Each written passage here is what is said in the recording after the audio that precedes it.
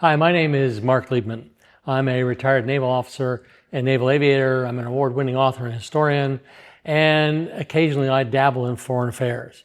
And as you can tell from the title, is where does Putin and Russia go from here? Here being October 27th, 2025.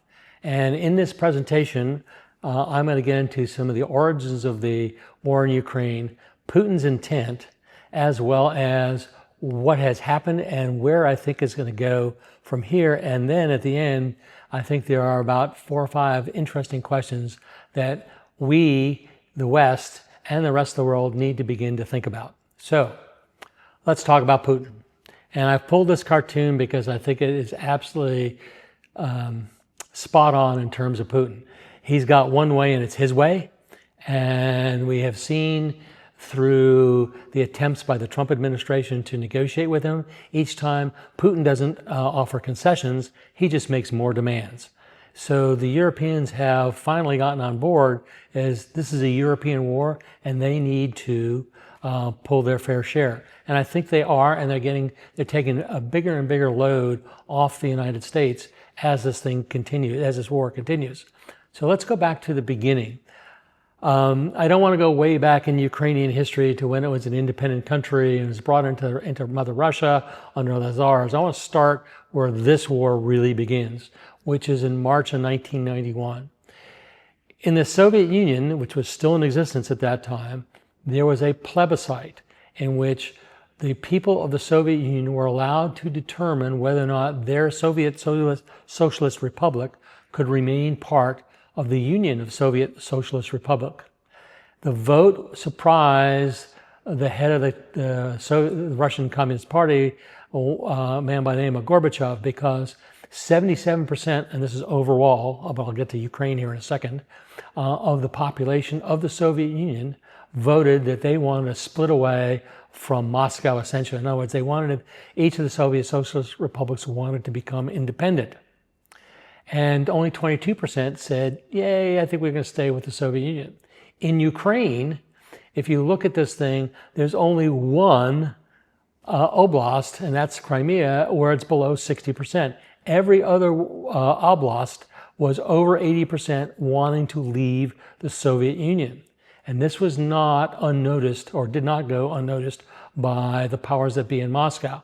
And in fact, once the Soviet Union dissolved in December of 1991, Ukraine immediately declared independence. We want nothing to do with you. And the claim that Putin makes that Ukraine is historically Russian, blah, blah, blah, it's bunk. The Ukrainians want nothing to do with Russia and the Communist Party. So in 2014, we now have an independent Ukraine. And they are wanting to move farther and farther away from Mother Russia and Vladimir Putin. And so they had another election. And I only show the vote tallies on the eastern end of Ukraine only because this is where Putin says, oh, these people want to be Russians.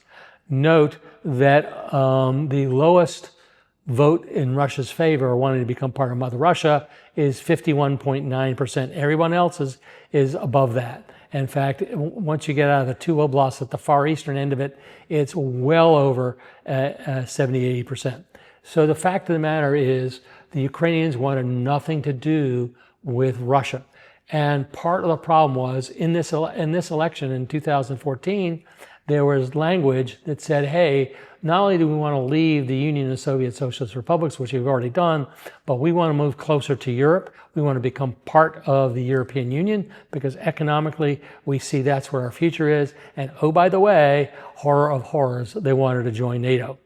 So in 2014, Vladimir Putin went, oh no. And so he took Crimea, occupied the eastern part of Ukraine, and nobody in the West raised an eyebrow. So, and we won't get into the politics and domestic politics of the United States or Europe, but the fact of the matter is Putin got what we would call a fait accompli. So I want to talk a little bit about the way the Russian army and the Soviet army before that and the Tsar's armies before that went to war. It's no different than what they did hundreds of years ago. So in World War II, the Soviet doctrine of using mass artillery fires became a reality. They wear down the enemy. They do not care about casualties. It's not human wave assaults, but it's close to it. They also attack the civilian population on the other side of the front line. They don't care who they kill. They're just going to kill people. Again, what they're trying to do is destroy their will to resist. And as a result, they destroy infrastructure and level cities. If you've ever been into East Germany during the Soviet era or inside Eastern Europe, you can see that in the 50s and 60s, as I did as a young man, as a child, I guess, when my parents took me, they were well behind what the West had done in rebuilding themselves. The next thing that they do is they install puppet governments. These are typically creations of the Soviet Union, or in this case, Putin. And they use intimidation, assassination, torture, and mass deportation. So right now, today, they are deporting Ukrainian citizens and moving them into and dispersing them around Russia. Not only that, they're taking the children, not only of those people, but they're separating children from their parents. And again, they're giving to families inside Mother Russia. This, by the way, is a war crime to do this. But anyway, this deportation is continuing as we speak, as they continue to consolidate their control over the territory that Russia now, the Red Army, now controls. So Putin's intent, and this is the thing that you have to understand why this war is going on and why it was going to continue until a couple things happen, and I'll talk about what those couple things could be in a few minutes. So number one, Putin believes that Russia can outlast Ukraine, and as well as the military aid that the West is going to provide. Number two, he believes that the Russian army, or the Red Army, can continue to take ground, even though it's a half a kilometer, and be able to hold that under any kind of peace treaty.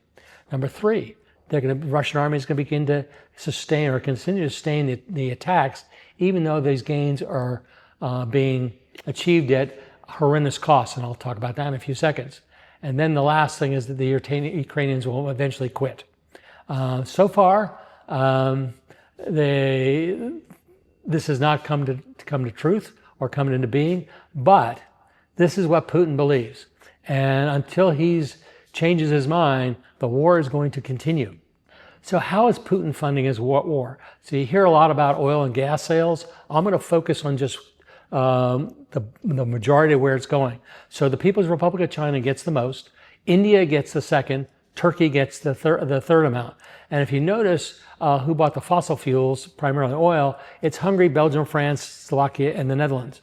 Now the Dutch get a little bit of a pass because they're taking LNG, but Slovakia and Hungary get most of their gas and oil through pipelines right from Russia. They have no ports. They have no other pipelines into their countries to get it from someplace else. But if you noticed recently, the Trump administration is putting pressure on India, which buys about 38% of Russian oil, to stop buying it. And the Indians have, in the face of tariffs, have agreed to stop doing that. So again, it's one part NATO, it's one part the rest of the world, and if you get some of these countries to cut off their purchases, it's going to hurt Putin's pocketbook. So then you get to the issue of the shadow tankers. And this is how Putin gets the oil to countries that have ports. So shadow tankers are owned by companies or individuals hidden by layers and layers of fake corporations under what they call flags of convenience that have minimal oversight on the owner and the safety requirements, the operating requirements of the ships. And so here's what they do. They sail without manifests that are accurate, or the manifests are fraudulent.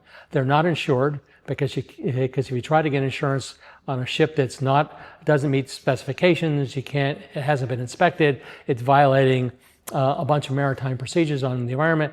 No insurance company in the world is going to touch you. So these ships are essentially uninsured, and if, and God forbid, they have an accident or an oil spill, somebody's going to have to clean it up. They're also being used for what I would call nefarious purposes. We've already had instances where the anchors have been let go while they're going through a narrow channel, and they're ripping up undersea telephone cables. and breaking them. And then the last thing is that there's instances that they're flying drones off these ships when they're going through narrow bodies of water, like the Skagerrak between Denmark, Norway, and Sweden. And they're flying these drones in close proximity to airports to disrupt aircraft operations, as well as for reconnaissance purposes. So one of the other things that's starting to happen is that some of these ships are starting to be stopped. Okay, and once you start stopping them, and you can board them to inspect them, and if you find that the crew doesn't meet certifications, or there's no inspection certificates, or if the manifests aren't correct, you can then bring them to a friendly port until all that's sorted out. Now, this fleet is large. There's estimates of 800 to 1,000. Doesn't mean you have to stop this. Doesn't mean you have to stop all 8,000 or 800 tankers or 1,000 tankers. All you can do is get enough of them so that it becomes even more expensive for these people doing this to operate this way. Because understand, if you own a tanker and you have not paid for it in cash, in other words, there's a lien on it, that you still have to pay the lease or you still have to pay the loan. And if the ship is not carrying oil, then from port A to port B, it's an underperforming or non-performing asset. So the owners of these tankers will get the message pretty soon. So let's talk about his special military operation. Supposedly it was 3 days. It's now a 1,341-day stalemate. So on Putin's side of the table, he realizes he's got to win in this year or early next year or risk his economy collapsing. And there's a lot of reasons why. I've provided a long list of stuff.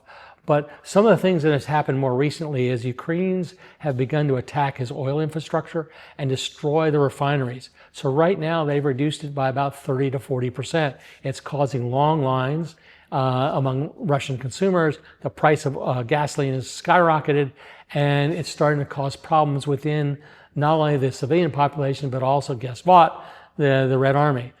The other thing that Trump is doing that's new is that he's reducing the cap, the maximum price that Putin can charge for his oil. So he's forcing the buyers to drive the price down. Why? Because for each dollar that goes down, it's another dollar that Putin doesn't get. And so he has got, ultimately, is going to use his financial hammer, so to speak, to get Putin's attention. Whether it works or not is to be seen. The other thing that he's struggling with is he made a commitment about a year ago not to do another mobilization, and he's now running out of manpower. We'll talk about that in a second. And inside Russia, you're starting to see reports of veterans who are coming back from their enlistment, so to speak, and they're not happy. So that's in the home front. On the battlefield, the Ukrainian army is resilient. It's continuing to fight them tooth and nail. The casualty rates, as you're going to see in a minute, are horrific for the Russians. They are hiding the casualties from the population. In other words, so if you're a parent and your son has gone off to war and he's killed on the battlefield, Putin's government's not telling you. You're not going to find out for a while that your son's gone. And then the other thing he's doing, he's got his economy on a war footing. He doesn't have the manpower to sustain both the war itself, the fighting, as well as the factories, and also his source of chips, the People's Republic of China, is raising the price and demanding cash. So he's running out of money, and he's paying for the war right now out of what the Russians call their national pension fund. It's kind of like our Social Security. So he's robbing that to pay for the war, and the Soviet population or the Russian population does not know that. So this map from the Institute of Study of War, and by the way, my hat's off to them because they've got lots of good stuff, shows how much territory of Ukraine that the Russians have captured. And this territory, as you can see in red, and my 1.1 million is actually an average of several other sources, but that's a lot of people that have been hurt or killed. So about 850,000 of them are dead. Another 100,000 had crippling injuries, and this is out of a nation of 143 million. If that's just the personnel people, then if you look at the losses in terms of equipment, this is stuff that's been confirmed by imagery, again, from the Institute of Study of War. That's a lot of armored vehicles. I just can't imagine a Western army suffering these kinds of casualties and still continuing to fight. So we've heard about the Tomahawk. And it's a cruise missile designed and manufactured in the United States. We've supplied it to several allies. So there's a bunch of different variants. I'm going to focus on just the three that are the most likely that could be supplied to Ukraine. We don't have a lot to spare because they're A, expensive, and B, we didn't build enough of them, and we've also shot a bunch. But it's a really lethal missile. I think that's the best way. It's relatively fast, relatively long range at 900 nautical miles. Again, depending on the model. Flies relatively low, 100 feet off the ground. It has 3 different guidance packages. I'm not going to go into the details of a lot of this stuff. And the warhead size and type depends on the block number. So the bottom line is that we provide these to Ukraine. It does a lot. And here's why Putin is terrified. So I picked from Kiev, and I just drew that arc. That's 900 nautical miles. So not only does it put the munitions and weapons facilities east of that or west of that red line at risk, but also their military storage facilities, their plants, their oil refineries, and its air and naval bases, particularly those up in the Arctic around Polyarsk and Murmansk and Polyarny, Murmansk, Archangel, and that part of the world. So the other problem is that Putin's air defense system has been proven porous because the Ukrainians keep getting long-range drones through it to hit these targets, again, particularly mostly oil fields and munitions depots. So you launch a bunch of Tomahawks and Putin's got a problem. And besides the fact of being not long-range, they're also very, very accurate. So this is the territory that Putin wants granted as part of any ceasefire. This is what he threw on the table to Trump in Alaska. And not only does he want this territory, but he wants the Ukrainian government to be under his control, the Ukrainian military to disband. He wants control of the lithium and oil and gas fields inside Ukraine, and he wants Ukrainians to be prohibited from membership in NATO and the EU. And there's a long list of other demands. And and what you can see is the red line through the pink is the rough end of the front line around the end of July. It hasn't moved a whole lot, but again, he essentially wants most of the territory. But when you look at his territorial demands, the end of that, or the western end of it, is beyond any defensible territory. It's all basically farmland and flat, tank country. So the Ukrainians won't have any natural barriers to prevent him from coming at them again. So the scary part about this, and I alluded to this in his intent, is that Putin's endgame is really defeating NATO.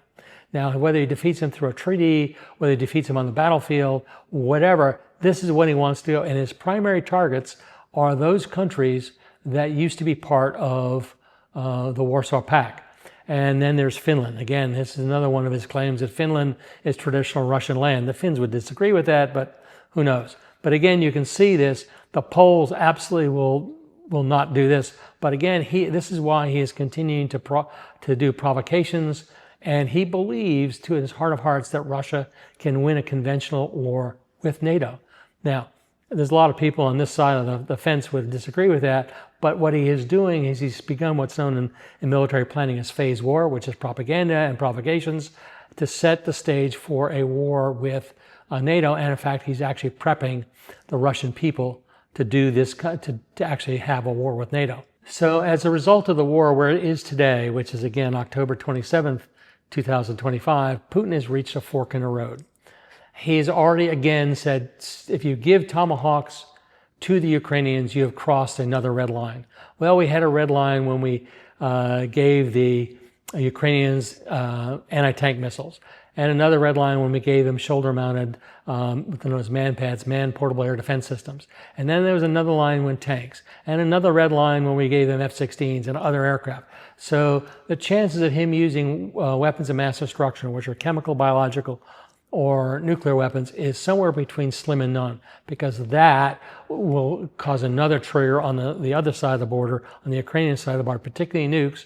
But the Europeans are very, very sensitive to not only nuclear weapons, but also to biological and chemical weapons, which have a tendency to be long-lasting and screw up their environment. So option 2 is negotiate a ceasefire to buy time. There's a lot of people who believe that Putin is eventually going to come to this conclusion. I don't. I think he's just going to continue fighting until something drastic happens to him. In other words, this would stop the bleeding, give the Red Army a chance to rearm, reconstitute, and then try again in 3 years, or 1 to 3 years. The bad part of this, or the negative of this, is that it doesn't give him a victory for all the treasure, national treasure, and loss of life. So I don't think this will ever happen. Putin, I believe, where he's at right now, and again, I think Trump is finally coming around to this conclusion. He's going to keep fighting until we get tired of fighting him. And so far, Ukraine in the West and the United States have not shown any sign of walking away. So this is kind of where we're at. Putin is facing a couple ugly issues. Number one, he's 72. There are some say he's not in good health. I don't know. But the fact that he's 72, which means time is not on his side. He's also extraordinarily wealthy. He's got about $200 billion in assets. A lot of them are frozen in Western banks, but a lot of it's in Mother Russia. But he is not going to leave his position as the head of Russia voluntarily. It's just not going to happen. So let's assume, for the sake of argument, Putin dies for whatever reason, because again, if he decided to leave, where's he going to go? The People's Republic of China, North Korea, Venezuela, there are Cuba, any place outside Russia, he is going to be really vulnerable to being either arrested or taken out.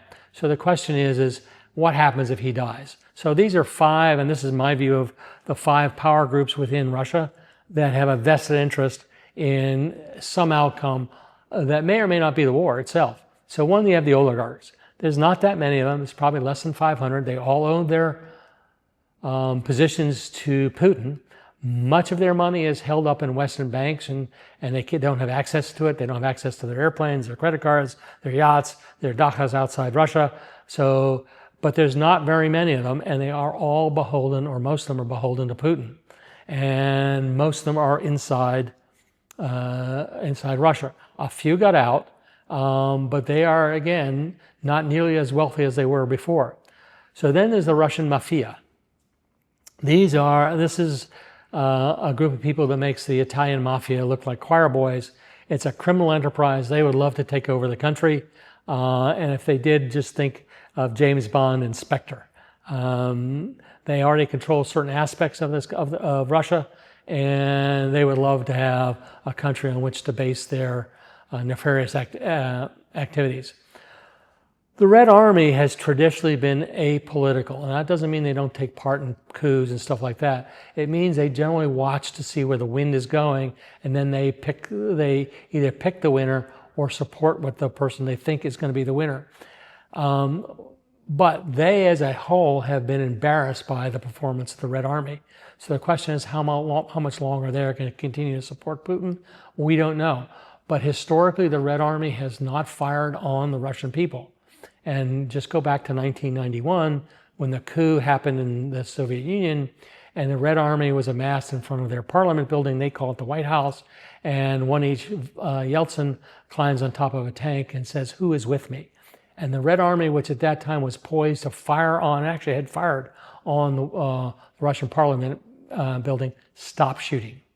And they refused to take on, and these were elite units in the Russian army or Soviet army, they refused to take on the population. So then you have the Democrats. I threw them in here because there are some people who think that Russia can become a functioning democracy. It has zero history of ever doing so, except for a brief period in 1917 when the Mensheviks took power, and they were then thrown out by the Bolsheviks, and the rest is history from that point on. Novotny had, before he was killed, had a huge following. Why he went back to Russia, I have no idea. Putin threw him in jail, and then, of course, he was sent to Siberia, and then he died, no surprise. But he was the one leader that had a chance of rallying the people. But again, this is in a country that has zero history of democratic principles. Then last, there's a small group, how big, I don't know, what we call hardliners. These are the people who are urging Putin to continue the war. They're probably the most vocal. And if Putin leaves the scene and they take over, then la plusa mem shows. Nothing, nothing's going to change. But so let's assume again Putin happens. What comes next? There's some people who think it's going to be a civil war. It won't be a civil war like the Russian Civil War from 1917 through 1922 or the U.S. Civil War. It'll be a war probably of assassinations and killings, or that's the same thing, I guess. But they'll, one side will take out the leader, another side, and there'll be a bunch of people vying for power. Who comes out on top? I don't think anybody really knows. Let's assume the hardliners take control, or in fact the generals. You could see Stalinist repression. Democracy, I give it less than 1 or 2%, if that high. So we don't know what's going to happen. But let's again assume, for the sake of discussion, the war ends and there's a viable peace treaty or truce. So, and it has security guarantees by NATO, which means the U.S., and so that it is theoretically stable, and so Ukraine can begin to rebuild. So the first question, who's going to pay for this? There are ways to do it. My first place is have Russia pay for it through oil and gas sales. Every barrel or BTU has a tax, goes to Ukraine to rebuild it. He caused the damage, why shouldn't he pay for it? Is there a path to EU and NATO? I don't think there is a way that the West can avoid that. As much as the Russians hate it, particularly if the Ukraine prevails, because they want to join the EU, and any kind of treaty is going to have some kind of tripwire to protect security guarantee, which involves NATO troops. So coming back to some of the war crimes, will the Ukrainians that were forced to move into Russia be allowed to return? Will the kids that were taken and given to Russian families be brought home? And as a result of 3 and 4, will there be war crimes trials of Russian officials, that's generals as well as politicians, for these and other war crimes? So I think there's a lot of things out there. There's a lot of questions that have not been answered and need to be answered. And we in the West need to start to be thinking about these things, because ultimately I think the West will prevail. The question is, how long? So I write novels. You can see here the titles of them. Moscow Airlift takes place in 1991, oddly enough. Well before this war started. There's a lot of history in that novel about what was going on in 1991 around the plebiscite and how that happened. I just thrown that on the table. The second series about Age of Sail takes place between 1775 and 1816. It's about a U.S. naval officer and a Royal Navy naval officer, and it's about how their careers start as mortal enemies, they become friends, and they entwine, ultimately ending in the War of 1812. And the bottom row are all counterterrorism novels that take place this century. So thank you for watching. If you have enjoyed this and want to see more, please subscribe. And if you have any questions, post comments. I read them all, and most of which I respond to. So again, thank you for listening.